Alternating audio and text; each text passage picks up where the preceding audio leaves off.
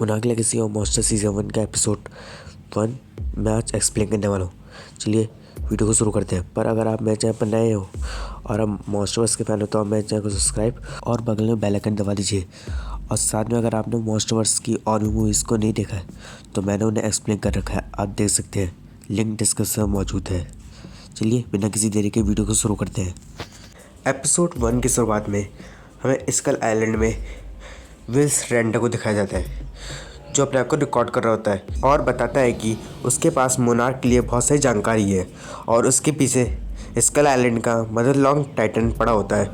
Wills अपना bag समुद्र में फेंक देता है और तभी वहाँ पर एक और टाइटन आ जाता है और मदर लॉन्ग और इस न्यू टाइटन में लड़ाई शुरू हो जाती है, जिससे विल्स को बचने का मौका मिल जाता है। और फिर विल्स देखता है कि उसका बैग समुद्र में तैरते हुए जा रहा है। फिर कहानी सीधा 2013 में शिफ्ट होती है, जब कुछ मछुआरों को विल्स का बैग मिलता है। उसके बाद कॉर्डेला और मोटोस की लड़ाई के बाद की कहानी हमें दिखाई जाती है। कहानी 2015 में दिखाई जाती है जहाँ हम केट को देखते हैं। केट अपने पिता हिरोशी के घर जा रही होती है, जो जापान में है, और माँ पर उसे पहुंचकर केंतारो और साथ में केंतारो की माँ दिखाई देती है। और केट ये सब देखकर काफ़ी ज़्यादा चौंक जाती है और उनसे सवाल जवाब करती है। फिर हमें कहानी 1959 में हमें देखने को मिलती है, जहाँ हम स्कल आइलैंड वाले विल रेंडा और साथ में साइंटिस्ट कैको और उनके संग एक अमेरिकन सोल्जर ली सॉको देखते हैं। ली, विल्स, कैको ये लोग वहाँ पर रेडिएशन के बारे में पता लगा रहे होते हैं, पर उन्हें कहीं भी रेडिएशन नहीं मिलता। उसके बाद ये लोग पावर प्लांट की ओर जाते हैं। दूसरी ओर कहानी 2015 में दिखाई जाती है। कैट, केंतारो और केंतारो की माँ, उन सबको पता चल गया था कि हीरो ने 2 शादी करी थी, और केंतारो और उसकी माँ केट से पूछती कि क्या हिरोशी जिंदा है या मर चुके हैं, पर केट कुछ भी नहीं बताती और वहाँ से चली जाती है। फिर हमें पास में ली, विल्स और कैको को दिखाया जाता है, जो रेडिएशन पता करने की कोशिश करते हैं, पर उन्हें पावर प्लांट के पास भी रेडिएशन नहीं मिलता।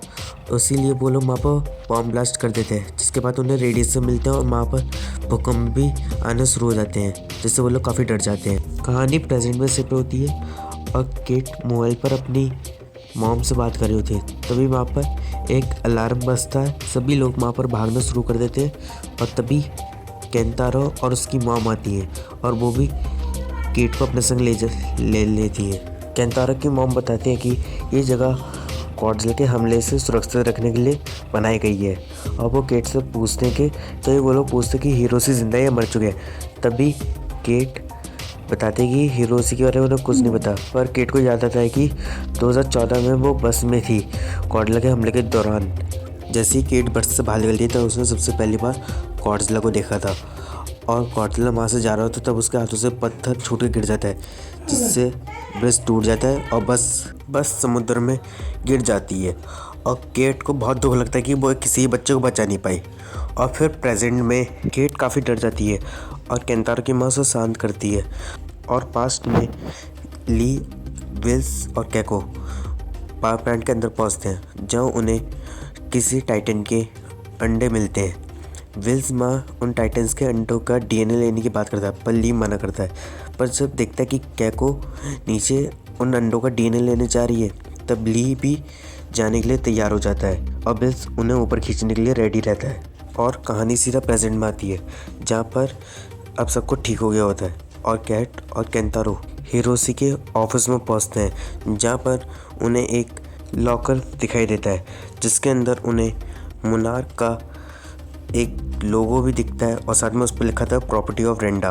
तब केट को याद आता है कि सैन फ्रांसिस्को में कॉर्डेला के हमले के बाद वहाँ पर मोनार्क के कुछ लोग आते हैं और उनके कपड़ों पर मोनार्क का लोगो भी बना होता है। और केट ये बात केंतारो को बता रही होती है और उन्हें उसमें बहुत सारी DVDs भी मिलती हैं, जिसको लेकर वो मे के पास जाते हैं। मे शुरुआत में तो नहीं मानती, पर बाद में मान जाती हैं और वो लोग मे के कमरे में जाकर उन DVDs को चेक करते हैं और उसमें बहुत सारी मोनार्क की जानकारी उन्हें मिलती है। और दूसरी ओर टिम को भी पता चल जाता है कि कोई लोग मोनार्क के फाइल्स को हैक कर रहे हैं। टिम इन सब का पता लगाने के लिए अपनी दोस्त ध्रुवा को कॉल लगाता है और दूसरी तरफ मे, केंतारो और साथ में केट इन लोगों को कुछ ज़्यादा पता नहीं चल रहा होता है मोनार्किन फाइल्स से।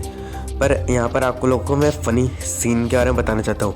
आप लोग अगर सीन पर नोटिस करोगे तो आपको बिगफुट का भी फ़ोटो दिखाई देगा, यानी कि बिगफुट भी कोई टाइटन है क्या? अगर आपको पता है कि बिगफुट कोई टाइटन है गॉडजिला और कॉन्ग की तरह ही, तो प्लीज़ मुझे कमेंट करके ज़रूर बताना।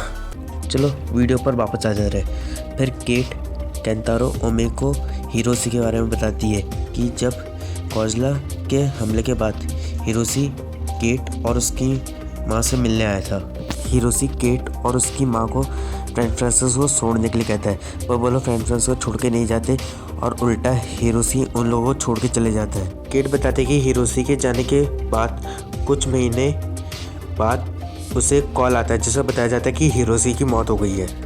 उसके बाद केट में केंतारो इन लोगों को मोनार्क के फाइल में एक और फोटो मिलती है जहाँ केट बताती है कि ये उसकी दादी है। उसके बाद कहानी पास्ट में शिफ्ट होती है जहाँ हमें कैको और ली दिखाई देते हैं जो माँ से नीचे उतरते हैं। उन अंडों का डीएनए लेने जा ही रहे होते हैं, इतने वहाँ पर भूकंप आता है और उन अंडों में से छोटे छोटे टाइटन्स बाहर आ जाते हैं। ली और कैको माँ से भागते हैं। बिल्स कैको को ऊपर खींच रहा होता है, इतने में वो छोटे टाइटन्स वहाँ आ जाते हैं और कैको को मार देते हैं और ली और बिल्स ये सब देखते रह जाते हैं। इसी के संग ये एपिसोड ख़त्म हो जाता है। मोनार्क लेगेसी ऑफ मॉन्स्टर के एपिसोड 2 को जल्दी चैनल पर अपलोड करा जाएगा।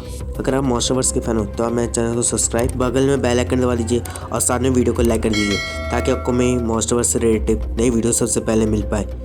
आज के लिए इतना ही, मैं मिलता हूँ आपसे अगली वीडियो में। तब तक के लिए bye bye. Thank you for watching.